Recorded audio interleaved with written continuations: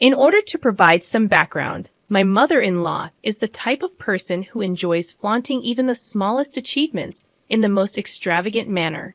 Despite lacking any sophistication in her own life, she goes out of her way to pretend that she is the talk of our society.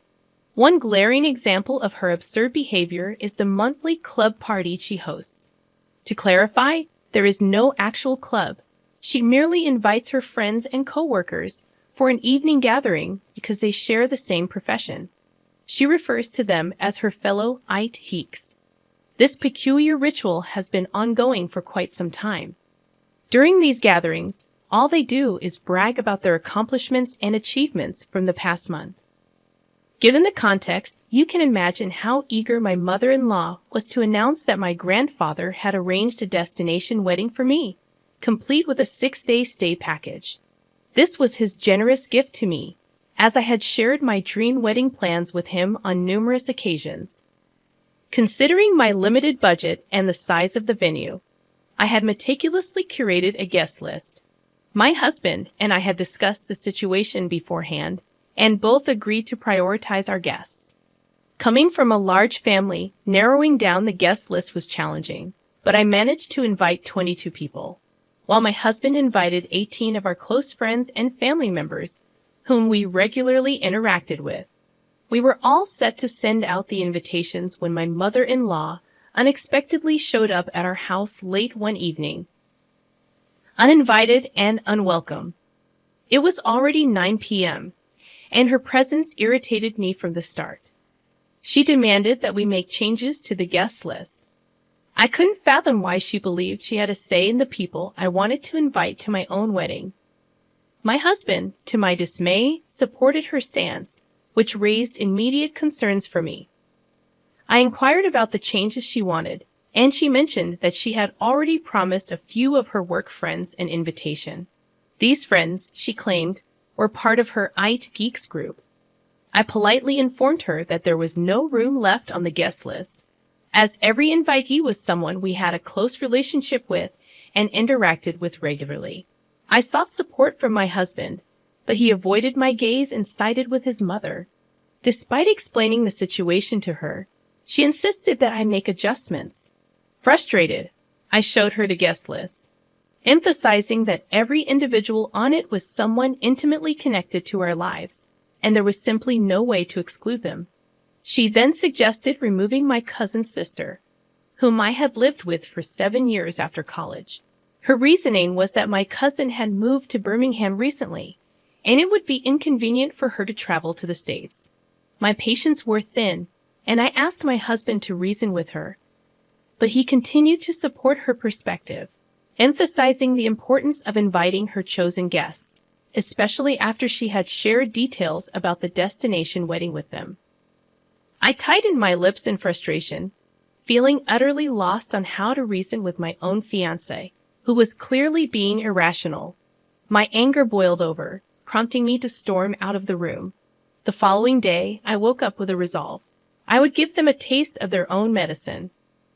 If they could be so thoughtless about my wedding, all for the sake of saving face in front of their colleagues, then I could be equally inconsiderate. I dialed my grandpa and recounted the events from the previous night. When I finished explaining, I made it clear that I wouldn't waste my energy trying to make them see reason. Instead, I decided to strip away the main attraction from their little charade. I informed my grandpa, whom I loved dearly, that I was removing him and grandma from the guest list, along with my dad's brother and his family. I also asked him to resign the gift he was giving me since he was no longer invited. Thankfully, my grandfather understood my intention and supported me without harboring any resentment.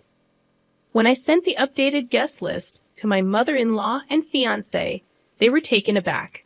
I calmly informed them that those were the only individuals I could remove, but in doing so, we had lost our wedding venue. I made sure my fiancé understood the urgency of finding a new venue within the next 2 months or postponing the wedding. Additionally, there was the hassle of reprinting the invitation cards and arranging accommodations for out-of-town guests. I wanted both of them to grasp that none of this predicament would have arisen if it weren't for the generosity of someone in my family who had funded half of our wedding. However, I didn't expect them to suddenly start apologizing for their actions. My mother-in-law came over again, expressing remorse for coercing me into altering the guest list. She implored me to call my grandpa and invite him back, asking him not to cancel the hotel reservation or make any changes. I couldn't help but wonder why she was apologizing now, after she had already achieved what she wanted. She had made a commitment to her colleagues, and now they were receiving invitations. This weighed heavily on her, and she vocalized her frustration, noting that inviting them wouldn't make sense unless the wedding was at a destination. She emphasized that a non-destination wedding would be ordinary and uninteresting to others. Upon hearing her express these thoughts, my husband finally admitted that he regretted supporting her decision. However, I wasn't ready to let his actions off the hook so easily. I reminded him that he shouldn't need extreme measures for him to support me in obvious situations. Although he apologized once again, I made it clear that my decision was final. It was a done deal, and even if I were to reinvite my grandpa, we wouldn't get back his incredibly generous gift. Was I being an angel for standing my ground? I recognized that, ultimately, the wedding was mine, and I should focus on myself. Yet, I couldn't help but feel a bit petty about not reversing my decision. Did this make me a bad person? However, my mother-in-law wasn't finished causing problems for us. As I mentioned in my previous post, I had no intention of asking my grandpa to reinstate his gift. This decision visibly upset my mother-in-law to the point where she began a habit of calling my fiancé every other day. She portrayed me as an ungrateful troublemaker seeking revenge. While, yes, I had taken certain actions that made me feel good, her labeling me ungrateful when she was responsible for this situation felt like too much. But it didn't end there. She went a step further, advising my fiancé to reconsider his life decisions, insinuating that what I had done was just the beginning and that his life would be this way if he married me. During one of these conversations, my fiancé was speaking on speakerphone, and I overheard these hurtful words.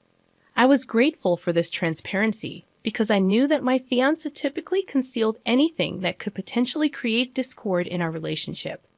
He did tell his mother that she had crossed the line, but he didn't confront her more assertively.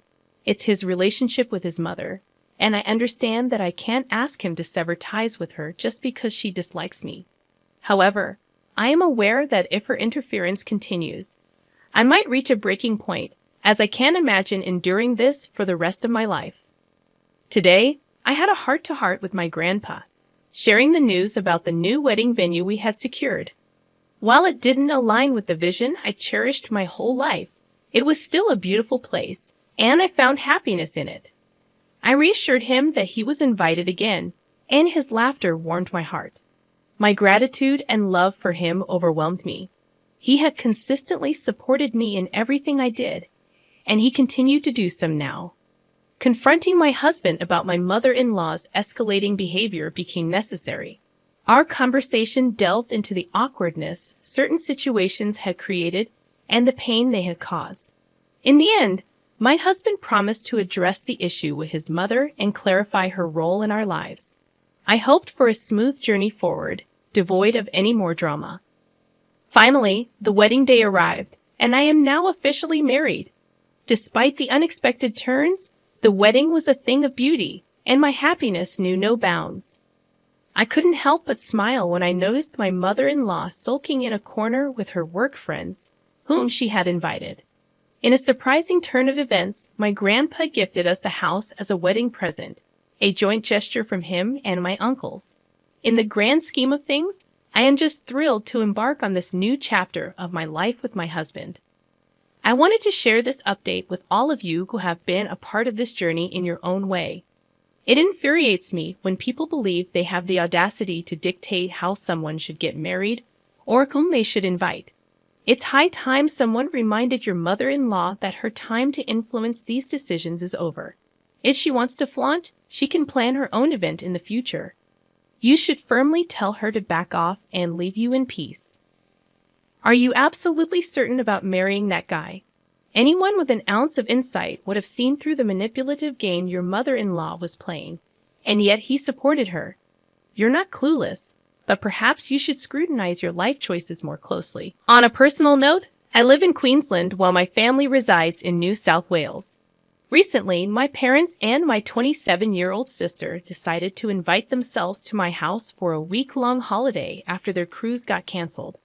Frankly, I wasn't thrilled about them staying for such an extended period, especially considering I'm pregnant and already juggling the responsibilities of caring for a 2-year-old. To complicate matters, our house isn't spacious enough to accommodate multiple guests. I have only one spare queen-size bed, which my parents were occupying. My sister, however, opted to sleep on my couch. She could have shared my bed with me since my husband is away for work, but her snoring and my constant nudges to roll over didn't make it a viable option. After 2 days of their stay, during dinner on the second night, my dad dropped a bombshell. He casually mentioned that they had invited my sister's boyfriend of just 5 weeks to fly up and stay with us for the entire weekend. He had already booked a ticket and would be arriving on Friday morning at 9 a.m. I had never met my sister's boyfriend. After all, he had only been part of the family for 5 weeks. What infuriated me was that no one bothered to consult me beforehand. Moreover, I didn't have the space for him to stay comfortably. He would have had to sleep on my couch, and my sister would either need to share the couch or my bed with him. The idea of a stranger sleeping in my house while my 2-year-old son was in his own room was unsettling. In sheer frustration, I called my husband, and together we decided to firmly refuse the arrangement. We believed their behavior in inviting a stranger into our home was completely unacceptable. When I called my sister to communicate our decision while I was at work, my mother exploded in anger. She berated me, questioning my judgment and accusing me of doubting their ability to judge someone's character. According to her, they wouldn't invite someone into our house who couldn't be trusted, even though they had met him fewer than 10 times. Eventually, they hung up on me, hastily packed their belongings, and left my house. Later, they sent me a text message claiming that my husband had manipulated my thoughts against them, and that they were leaving not because they were wrong, but because I had been an inhospitable host. According to them, I had become a terrible person since being with my husband for the past 10 years. 3 days passed, and they attempted to call me, acting as if nothing had transpired. Their inability to comprehend my reaction left me utterly baffled. I am left wondering if anyone can shed light on their perspective and help me make sense of this situation. Am I overreacting? I don't think so. I believe I was being a responsible parent, not an unreasonable person. I didn't invite them, and I certainly don't have a serial obligation to be a gracious host to a family that essentially invaded my home. To top it off, they invited a 4th person, a complete stranger, to stay without my knowledge or consent. Their entitlement is baffling. It's almost like they can't stand the fact that I've grown up and am making decisions without seeking their approval. This is the moment to establish boundaries. In my response, I made it clear that I'm not a terrible host because I didn't invite them in the first place. They invited themselves.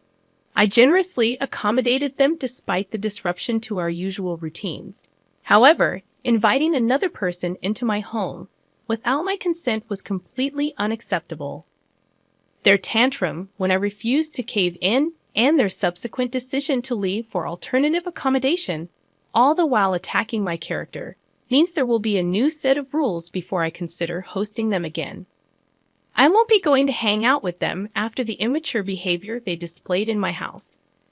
I've had enough of their inappropriate actions for now, and I've decided to limit my contact with them until I feel I can face them again. They crossed a line by inviting someone I've never met into my home without my approval. They didn't ask, they simply informed me that it was happening. The fact that they mentioned my seemingly good mood indicates they were aware it wasn't a good idea. They assumed I would be a pushover and allow it. I'm standing up for myself and the safety of my children.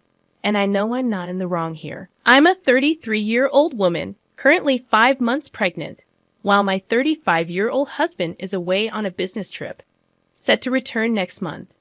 This is my first pregnancy, and recently, I've been required to continue working at the office. When I first met my husband, he was incredibly skinny, and his eating habits were restricted due to his mother's cooking. She avoided spices, sauces, herbs, and even salt, sugar, and pepper, believing this bland approach was healthier. My husband grew accustomed to this tasteless diet, but when he tried my cooking, he realized there was a world of flavor beyond his mother's limited recipes. One Wednesday, I indulged my curry craving and made a large batch. While I usually had pre-prepared meals in the freezer, this time, I gave in to the temptation. I left the extra portions in the fridge. On that day, my in-laws unexpectedly visited, having a spare key in case of emergencies. When I returned home, ready to enjoy my curry, I found it replaced by a dish made by my mother-in-law, who had thrown my meal away, claiming it tasted spoiled. Unable to stomach her cooking in my pregnant state, I discreetly gave the unwanted food to a homeless person. However, someone witnessed my act of kindness and informed my in-laws. Suddenly, I found myself bombarded with accusatory messages, even from my mother-in-law. My husband supported me, but now I'm questioning if I overreacted. Honestly, OP, it seems like your in-laws are trying to control your life. Their invasion of your home, even when you're not there, is a huge red flag. And while the focus seems to be on your mother-in-law throwing away your food, the real issue here is the lack of boundaries. Setting firm limits with your in-laws is essential before your child is born. Consider changing the locks and installing security cameras to maintain your privacy and peace of mind. Remember, your home is your space, and you deserve to feel safe and respected within it.